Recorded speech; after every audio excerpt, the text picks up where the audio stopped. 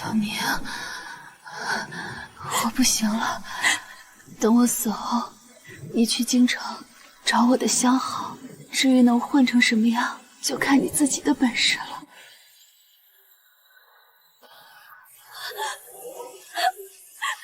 梅娘子，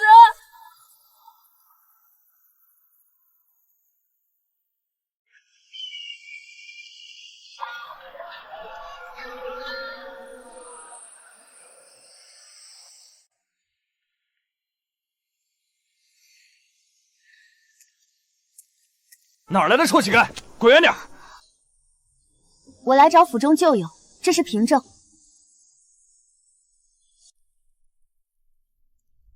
抬头，看着本王。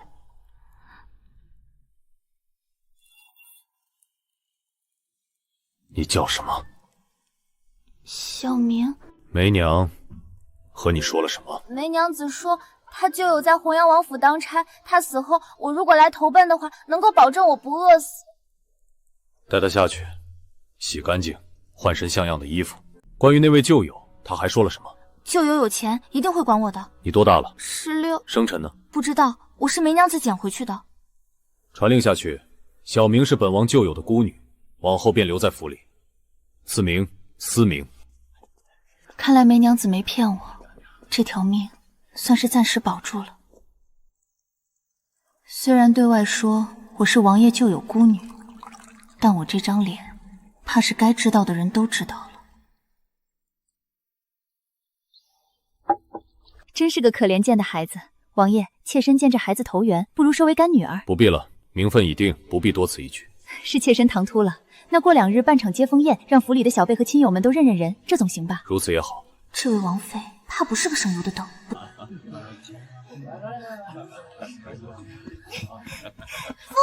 这位姐姐怎么长得和您一模一样啊？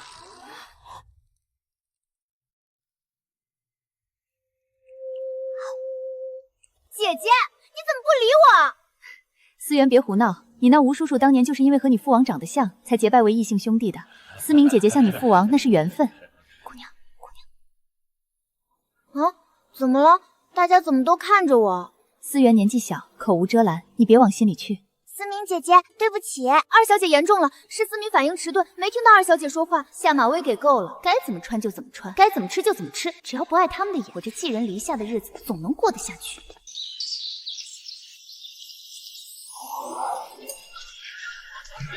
府里这么热闹，听说是哪家夫人来给思源相换夫婿。姑娘，您就不去前边露个脸？这可是终身大事啊！先生罚我临帖，没功夫。我知道大丫鬟要说什么，但这3年，我比谁都清楚怎么当一个隐形人。咱们来玩废话令吧，思墨从你开始吧。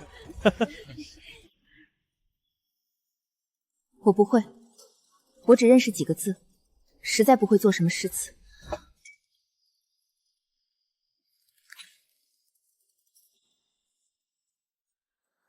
都是我的疏忽，竟忘了你功课。明天你就和他们一起上学吧。好，都听王妃的。那晚之后，王妃亲亲热热的给我请了先生，我没意见，反正多学点没坏处。至于成亲的事儿，还轮不到我操心。梅娘子死得彻底，洪阳王对她念念不忘，甚至给了我他亲生女儿才有的私字。所以啊，我的亲事肯定不会差。再说，我觉得我年纪小，晚几年无所谓。思妍，你也16了。思源的婚事不急，但思妍身为姐姐，本王打算让她先思源一步定亲。王爷考虑的是，妾身定当好好挑选。我的亲事看来是躲不过去了。不过，在这王府里，想必洪阳王也不会给我寻个太差的。姐姐快去，这可是父王亲选的后起之秀，错过了这村可没这店了。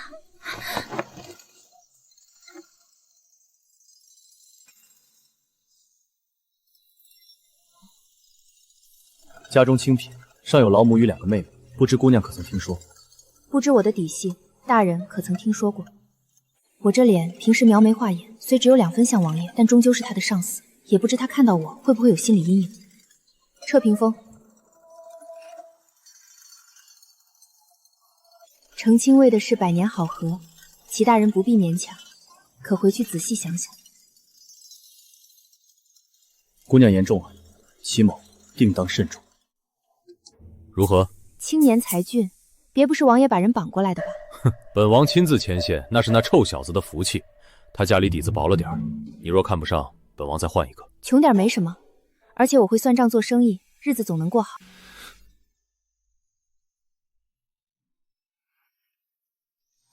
1年之后6礼过完，春花正开，我就嫁给了他。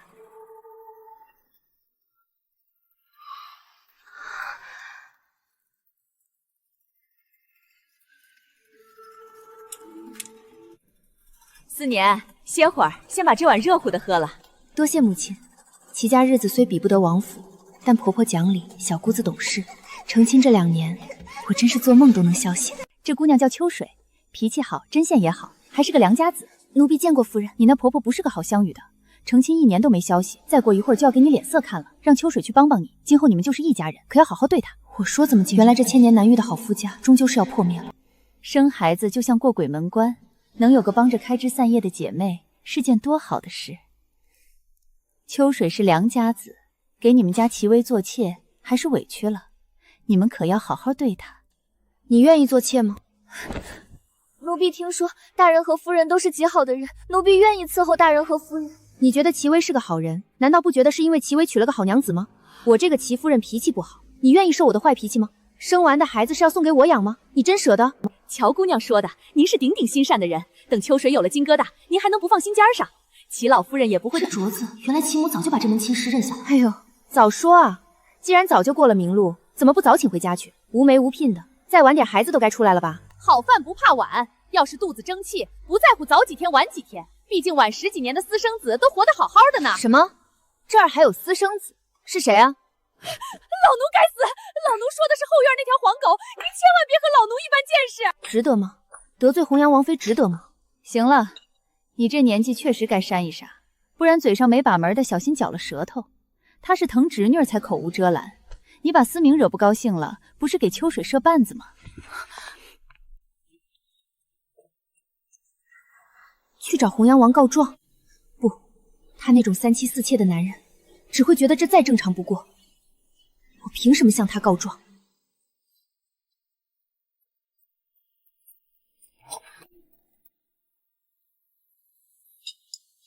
思明，你漂亮贤惠，能娶到你，真是我的福气。漂亮贤惠，那是你齐薇心虚。这2年的投桃报李简直是笑话。原来在齐家眼里，抱紧王妃的大腿才靠谱。我不哭，这群人不值得。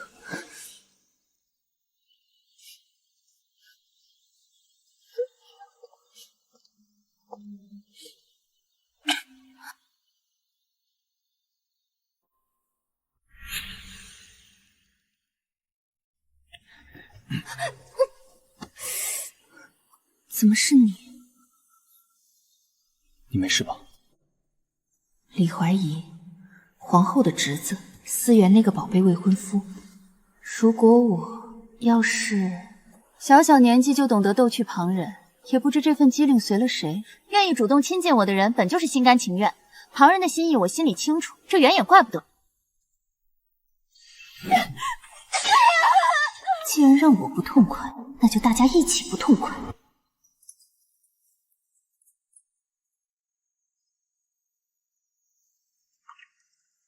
不行，冤冤相报何时了吗？我如果这样做，会被这个环套死。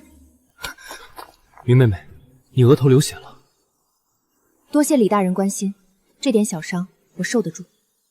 王妃一句话就能翻天覆地，我跟他们从根源上就不对等，为了报复搭上自己的一辈子，不至于。齐月，整不了王妃，我还整不了你吗？思明，你怎么了？与你何干？勾搭李怀疑能痛快一时，可会让我陷入无尽麻烦。2家联姻牵扯至深，我的下场可能还不如梅娘子。你跑这儿来干什么？闲得慌吗？看见我了不知道避嫌吗？思源一直念叨你承诺他的8宝如意簪还没给他，怎么又忘了？所以才躲这儿来了。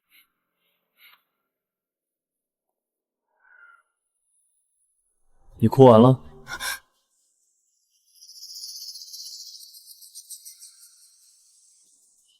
哭完了。为什么哭呢？王妃给我夫君送了个小妾，为什么不哭了？哭也没用啊。不是因为你已经有主意了？是有主意了，我有房有地有铺子，自己也能活得好好的，可不回去受那窝囊气。你真舍得？齐薇又不是金疙瘩，我有什么舍不得？我是说李传仪，还是说你打算和离后给李传仪当外室？思源可是个疯丫头，你将来可有大麻烦了。谢谢公子提醒，人家身份尊贵，我配不上，省了公子操的这份闲心吧。那齐家呢？你在齐家呼风唤雨，也不要了？弃我去者不可留。公子年纪不小了，这点圣贤书都没读过吗？想看妻妾和睦，大可以回家找令妃令娘，去欣赏尊夫人那种大家闺秀的风范。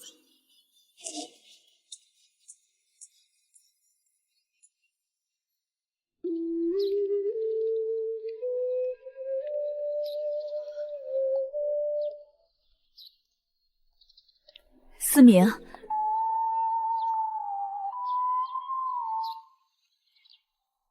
这院子是我花钱买了隔壁打通的，家用是我贴的。现在齐薇要纳妾，全家人合起伙儿来把我当傻子。去，把齐薇的衣裳全都收拾出来，送到东边那间老宅子里去。动作快点，弄完把2个院子中间的那扇门关死，没我的规许，谁也不许进来。思明，咱们聊聊。不必了，秋水的事我已经知道了。我吴思明，愿成人之美，退位让贤。吴思明，你这是胡闹！本校规在军中拼命，你却连这点体谅都没有吗？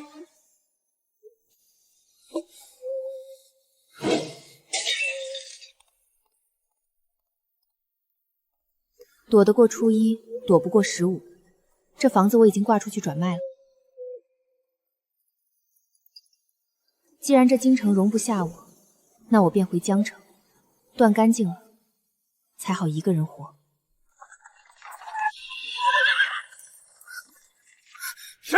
谁不要命了？拦车！什么人？夫人饶命！夫人行行好，给条活路吧！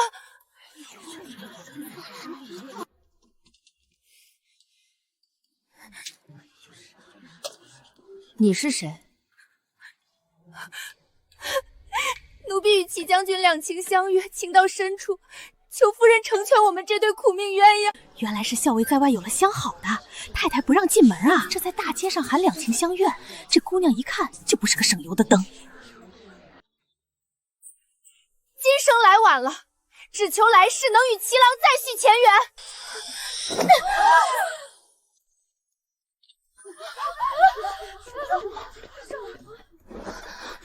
秋水，你没事吧？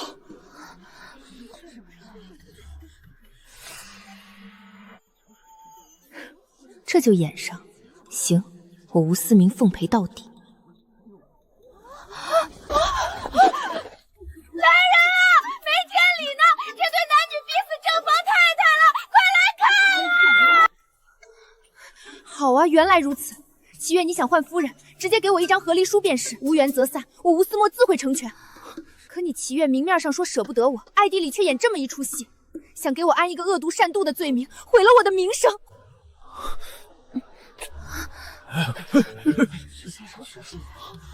是不是觉得我没娘家，孤身一人，就能任由你齐家随便栽赃陷害？人在做，天在看。今天这么多乡里乡亲在这看着呢，我吴思墨把话撂这儿，请在场的所有人给我做个见证。我要是有个3长2短，将名下产业捐给城中善堂，绝不便宜了算计我害我的齐家。走，咱们去府衙找青天大老爷做主和离。这齐家多待1秒，我吴思墨都要被毒死了。思明，你不能去！思明，是，歇手吧。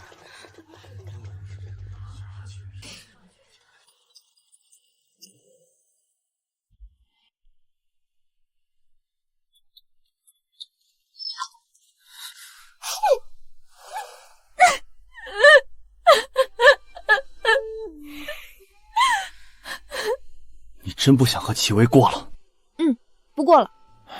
那你下个夫君也要纳妾怎么办？还要再闹一回吗？有人见不得我好过，我斗不过，只能躲回江城。别人都靠不住，那就不嫁人了，靠我自己活着吧。胡闹！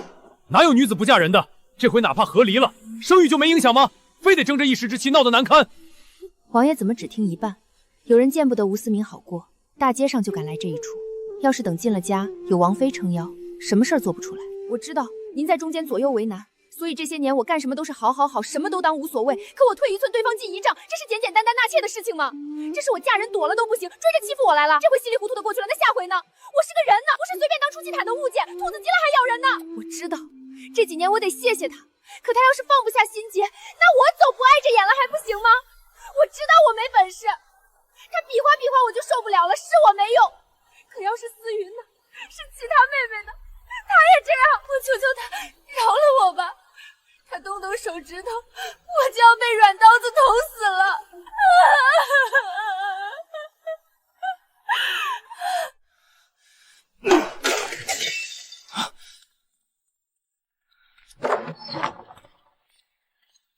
去，把齐薇给本王拖过来。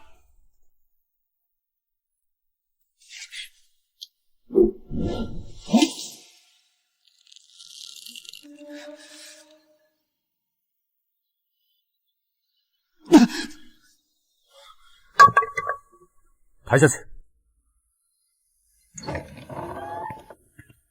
吴姑娘，这是和离书，王爷口谕，让姑娘收拾好东西，立刻回江城。闹这一场，看来我在洪阳王心里那点好印象已经彻底毁了。齐家也是反目成仇了，看来我真的六亲缘浅，忙活一场，墙街上的亲缘线都这样断掉了。不过孤身前来，满载而归，也算收获颇丰吧。断了，那以后就再也不惦记了。这是我为王爷备的衣裳鞋袜，劳烦转交。是。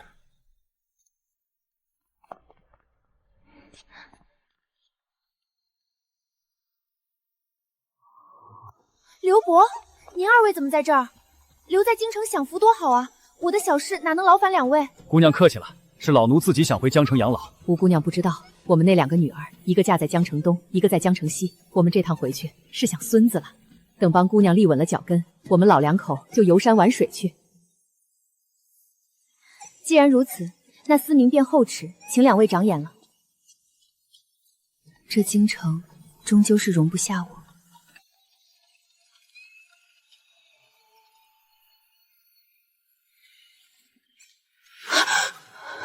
比起当年在这江城的九死一生，京城那点算计根本不算什么。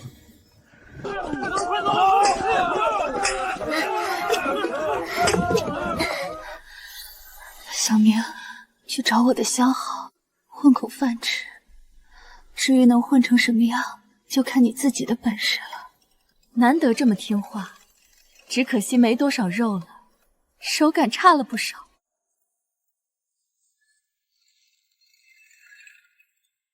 千万别和我一样。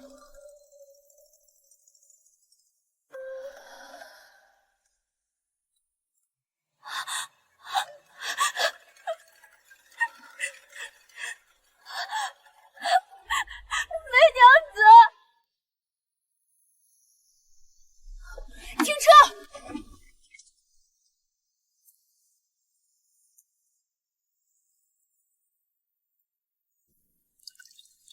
梅娘子，小鱼努力过了，只是结局不理想。我和你不一样，你稀里糊涂的，拿不起又放不下，我却懂及时止损。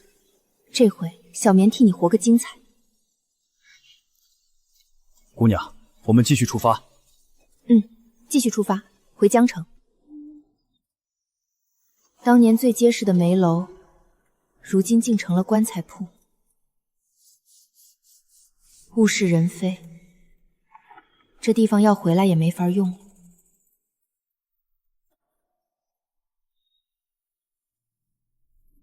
刘伯，你去一趟府衙。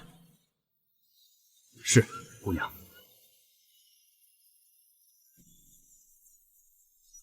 姑娘，府衙那边办妥了。太守大人说，充公的商铺随姑娘挑，地契房契当场补办，只要姑娘出资修缮，为振兴江城出力。好，那我便不客气了。刘伯，走去城南。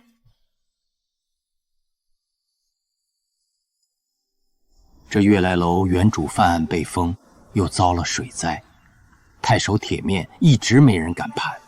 姑娘，这可得花大价钱重建啊！买卖哪扰无本的？江城是水陆交通要冲，太守花5年建好了新大地，往后南来北往的客商少不了。用梅楼的破地契换这块临江金地，赚大了。刘伯，立刻收了这地方，咱们重新装潢。梅娘子当年嫌梅楼小，施展不开。如今在这悦来楼，我定要替梅娘子开一家江城最大的酒楼。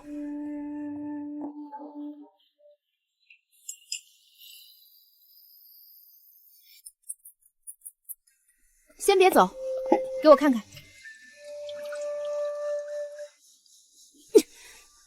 采买中饱私囊，酒窖以次充好，当我是不识货的冤大头吗？带下去，结账走人。姑娘这招杀鸡儆猴用得好，管家做生意，知人善任，收买人心才是关键。不当家不知柴米贵，若没有刘伯您与伯母的悉心教导，我早在这堆弯弯绕绕里赔了个精光。明日就是惠明楼开业的日子，刘伯您今日便回去好好歇息。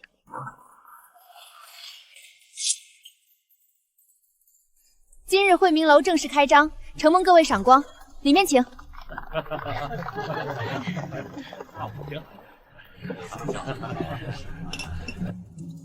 姑娘，如今惠明楼已步入正轨，老奴的大女儿在江城东要生了，老奴也是时候去当老爷了。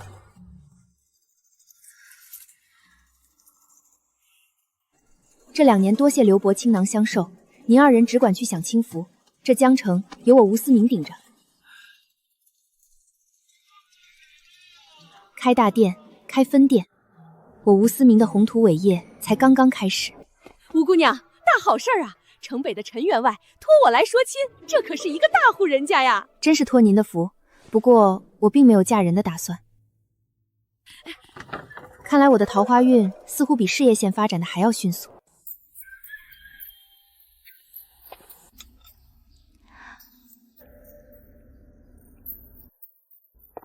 老板娘，这是刚出的春笋，口感最是爽脆。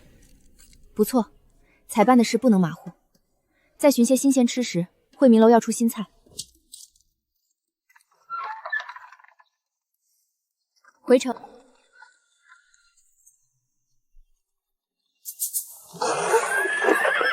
撞车了！谁家的车？怎么走路的？刚清静没几天，又是哪尊大佛撞上来了？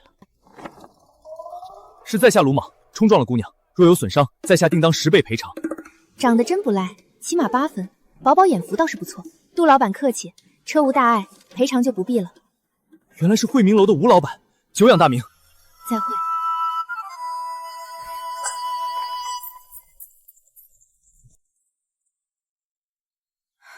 送去杜家，就说我吴思苗不夺人诱然。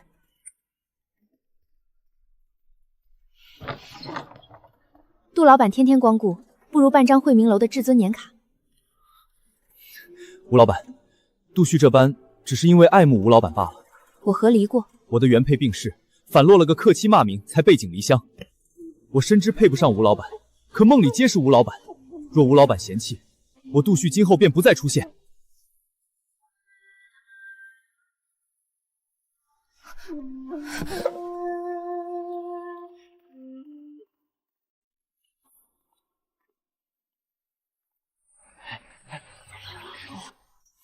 怎可这般坏吴老板名声？别冲动。思明，我是真心的。若你担心我图你家产，咱们可找太守公证。你的永远是你的，我的也可以全是你的。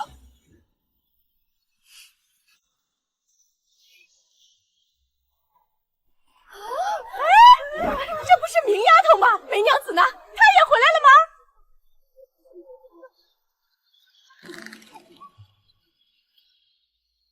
哎呦，你们不认识她了？她就是梅娘子领养的那个明丫头啊！婆婆，您小声点，老板娘在忙呢。当初梅娘子落难，这些街坊避如蛇鼠，如今见吴思明发了财，倒像救星一样粘上来了。多谢吴老板，吴老板真是大善人啊！插队又怎么样？梅娘子的明丫头以前在西北街，那可是拿人手短，谁都能闭嘴，唯独她像个大喇叭。那婆子今天没来，回老板娘，不光今天，这3、4天都没瞧见那婆子的影了。没去别家打秋风。奇怪就奇怪在这儿，听街坊说那婆子家里锁着门，人像是凭空不见了。还没等我想主意解决，这大喇叭就哑了，这也太巧了。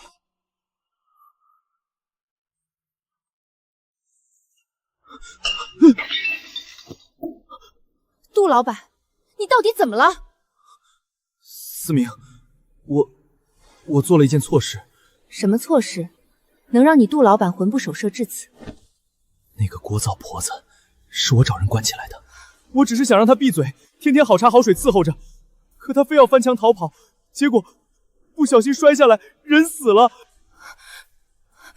人命关天，杜旭，要不你去自首吧？不行，思醒，你放心，这事儿我一肩掏，绝不会牵连你半分。可是，我一个京城的朋友说，你和洪阳王关系匪浅。可那聒噪婆子之前到处说，你被梅娘子收养时才4岁，算算日子，这跟洪阳王当年奉旨南巡的年份根本对不上。那聒噪婆子到处胡说，我越听越觉得不对，才想替你把她关起来。思魔，是我想错了吗？你放心，这个秘密我烂在肚子里，我会一辈子保护你。原来是冲着洪阳王府的名头来做局套我这个私生女的。杜旭，你的狐狸尾巴终于露出来了。有了秘密，我们的关系进了一大步。杜旭可能觉得我们俩肯定能成，除了对我动手动脚，还开始谋划和我成亲的事情了。杜大哥，今日天气实在闷热，不如我们去湖上泛舟纳凉如何？如此甚好。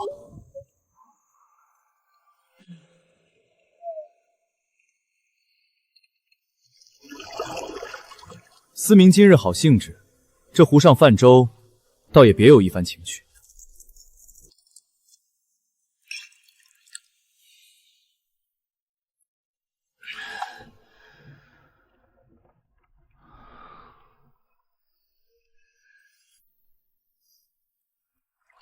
真正的客人还没到，看来只能先和他找话聊，拖延会儿时间。我出生就被扔了，在遇到梅娘子前是被西北街一个孤寡婆婆养大的，也没起名字，一直被街坊四邻丫头丫头的叫着。等婆婆去世了，她的侄子来处理了后事，房子铜板都拿走，就剩下了我。他们商议要将我卖掉，可我一点也不害怕，因为我知道我肯定还有人管的。她长得年轻漂亮，总是躲起来偷偷瞧我，有时是停在路边的马车里，有时在某个铺子的2层窗户边。她以为隐藏得很好，可西北街是穷巷子，一点漂亮的东西都会被我捕捉到。我不敢追上去问，怕她以后再也不来看我了。时间一长，哪怕我们从未说过话，我也敢猜她是谁了。果不其然，梅娘子现了身，讨价还价一番，几个铜匾就将我买了回去。我没名字，我是个假货，一切都是骗来的，白得的，所以给我多少我都满意。瞧我，只想和你说一点来着，结果嘴上没把门的说了这么多。我还是太善良了，想让你做个明白鬼，谁让你哄我哄得还不错，长得也挺养眼的。要不是你太着急了，我还想再养养你。哎，你说你要是好好过过脑子，想一想洪阳王光听我一面之词可能吗？肯定早将我底儿查翻了才养的我，就不会冒险来招惹我。现在好了，你之前骗了那么多钱，有命挣，没命花了。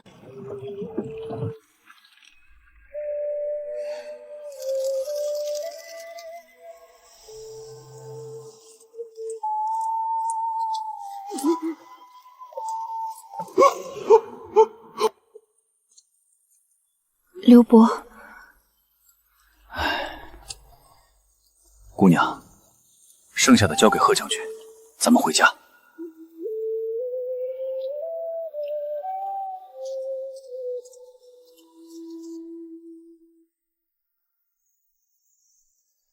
世上哪有那么多巧合？杜旭这张脸虽然显眼，但报的名字和老家全是假的。杜旭是沿海有名的花蝴蝶，专骗高门妇人，财色兼收后自导自演东窗事发，再销声匿迹。这世上从来没有巧合，接二连三，只能说明我被盯上了。后来杜旭骗到了贺正来将军家，贺姑娘被英雄救美后死心塌地，婚后却被杜旭排挤走所有侍从，贺老夫人气绝，贺姑娘难产而死，杜旭变卖所有产品逃之夭夭。为了软金伞还能喊得这么大声，看来贺将军是真的恨透了杜旭。姑娘，下次别再耍这种小聪明，若这药丸发作一刻，你可知后果？小心聪明反被聪明误。刘伯，我记住了，以后一定退避三舍，绝不再铤而走险。伯母最近身体可好？小外孙该会走路了吧？你伯母总念叨你，说你送去的新菜式可口，直夸你细心贤惠。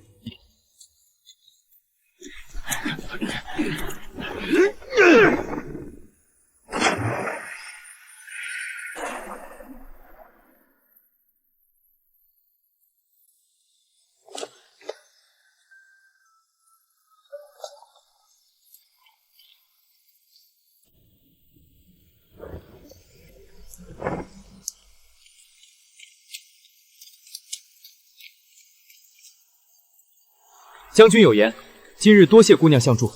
若日后姑娘遇到难处，持此令牌寻贺家军，定当鼎力相助。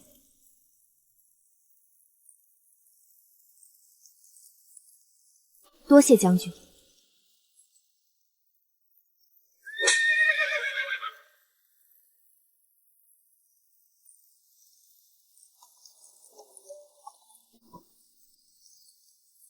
刘伯，咱们也走，回城。吴老板，最近怎么不见那位杜老板了？杜旭这一伙骗子被贺将军收拾干净了，街上的风言风语自然也就散了。虽然每天又忙又累，可驴伯给我的人一个顶仨，好用得很。我感觉号令着千军万马，特别想大展拳脚一番。天天忙到晚上，干脆就住在楼里了。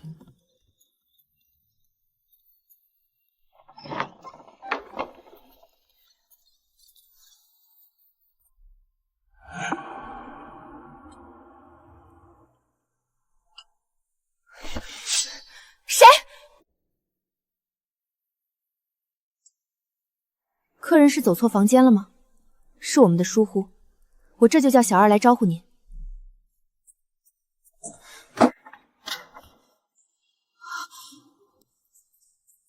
请问阁下是？明娘，再装傻就是浪费时间了。六皇子深夜到访，有何贵干？你怎么知道我是六皇子？当初在王府假身，你跟李怀一混在一起，那身打扮和年纪，除了那位处境尴尬的抱养皇子，还能有谁？脸都记住，还问这种蠢问题。听说你前一阵遇到点事情，所以过来看一看你。谢谢六皇子关心。现在看完了吗？我没缺胳膊没缺腿，还能活蹦乱跳，用现场给您蹦几下吗？你就没想过事件这么大，为什么杜旭会盯上你？杜旭不是王妃找来的，你走后弘阳王夫妻恩爱的很，早就把你忘了。思源，为什么？李怀疑一直对你有意思，成亲后朝夕相处露了馅，思源自然把你当成出气筒。如今思源有了身孕，就算把你大卸八块，弘阳王府也能兜得住。那六皇子说我该怎么办？良禽择木而栖，你觉得呢？我可比您大3岁。女大三抱金砖。我是和离过的。太宗皇帝的母亲也是2嫁之身。我身世卑微，那我的身世就好吗？答应六皇子，我吴思明今后也是皇亲国戚。要是六皇子以后当了皇帝，我高低是个妃子，到时候看思源和王妃还怎么欺负我。不对，这又是一个环。为了报复跳进皇家这个火坑，靠山山倒，皇家的人哪个不是吃人肉不吐骨头的怪物？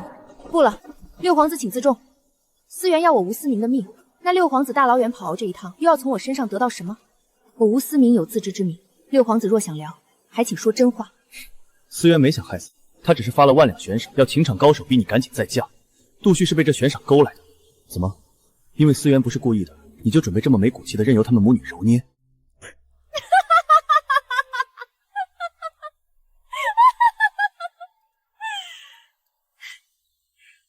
接下来会发生什么？给我的生意泼脏水，还是栽赃陷害让我走投无路？你们这些大人物这么无聊，费心费力就可着我一个人祸害。因为出生的原罪，我吴思明这辈子就走不出来了。当初我就不该贪图富贵，就该在江城要饭。明娘，你不要妄自菲薄。若你真的一无是处，李传一怎会念念不忘？齐薇又怎会和离至今未娶？男人都是贱骨头，可吴思明，我和他们不一样。我要娶妻了，妻子不必显赫，不必聪慧，也不必美貌。你需要高价，我需要低取。我们对利益的衡量大于感情，这难道不是最稳定的关系吗？半月前李怀疑醉酒，我才知道思源的悬赏。我不是要害你，只是想让你心甘情愿的议亲。我可以再拖延2年，你好好考虑看行吗？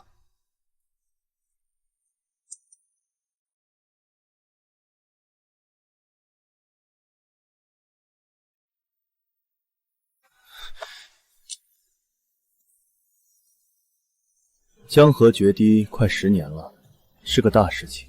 南边山里有个湖，风景不错，抽空可以去逛一逛。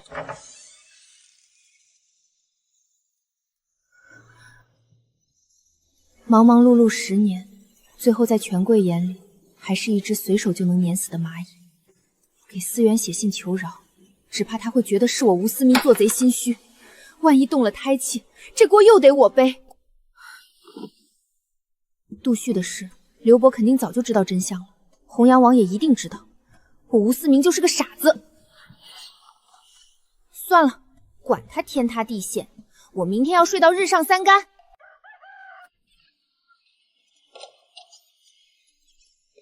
老板娘早，老板娘，螃蟹已经进场了，您看怎么分发？老板娘，做事会的彩棠领回来了，请您过目。张罗了这么大架势，怕挨整就躺平，真不甘心啊！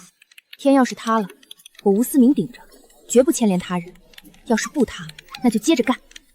照计划办，题字作诗会，今晚正式开始。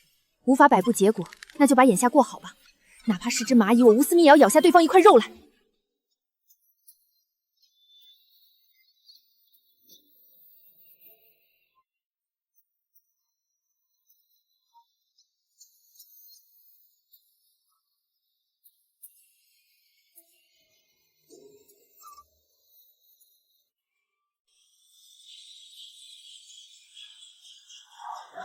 转眼到了闹灾后的第10年，江城重现繁华。这敬神祈福的纪念活动办得越热闹，越能显出当今陛下的英明神武。吴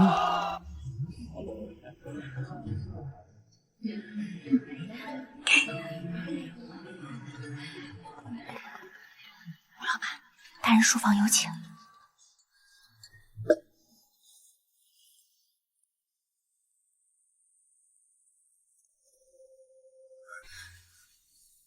民女吴思敏拜见大人。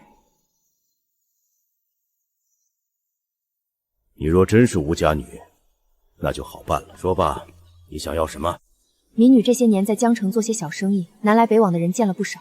听闻西域异域风情独特，民女心存向往，想扩宽眼界和生意，奈何能力有限，正缺东风。还有呢？没有了。朕听说老六看上你了。民女和他不熟。朕可以为你指个你心仪的婚事，无论对方是何身份，有无娶妻都可以。有朕指婚，你可以放心嫁过去，无人再敢对你有非议。民女脾气古怪暴躁，不擅长应付家长里短，尤其是这些年在外行走，长了野心。民女不想加一个妻子的身份束缚，天高地远，民女只想尽所能的去闯一闯。你可想好了？你只有这一次机会。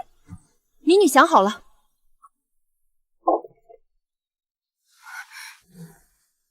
拿去吧，天高地远，朕倒要看看你能闯出什么名堂。民女叩谢圣恩，万岁万岁万万岁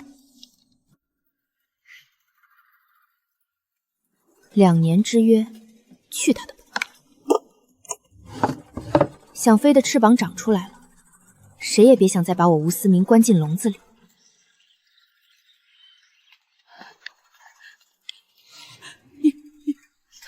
老人家，山路难行，若不介意，下山可与我的马车同行。老身竟还能在有生之年见到这般风骨的故人。出宫养老的嬷嬷看着皇帝长大，而梅娘子生了个和某人极其的神似的婆婆。陛下年少时被洪阳王太妃抚养，陛下是个念旧情的人。原来这就是六皇子想叫求娶，皇帝愿意指婚的真相。大家都在权衡利弊，既然这身份是一块好用的筹码，那我吴思密便要将利益最大化。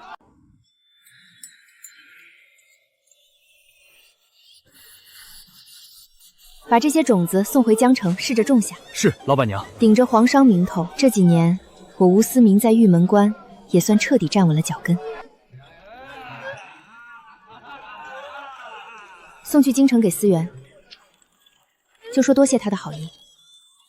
他那相夫教子的主母风范我学不来，我吴思明只愿当个疯猴子，继续在外野着。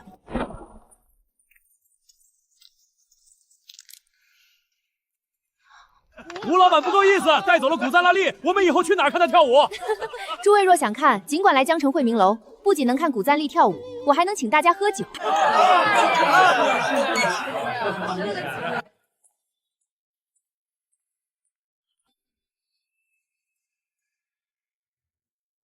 我又想起了梅娘子，她本与夫君恩爱，可成亲后不到1年便阴阳两隔。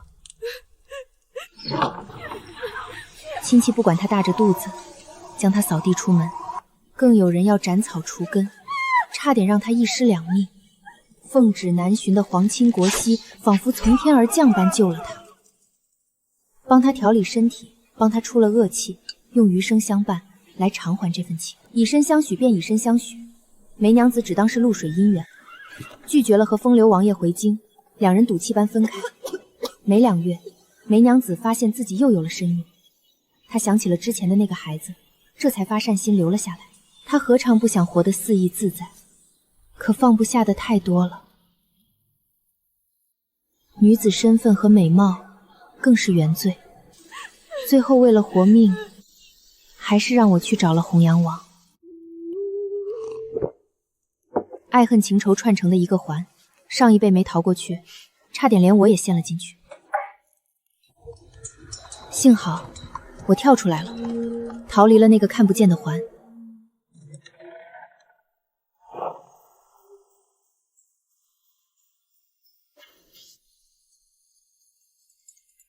天高任鸟飞，我吴思明的未来在天涯海角。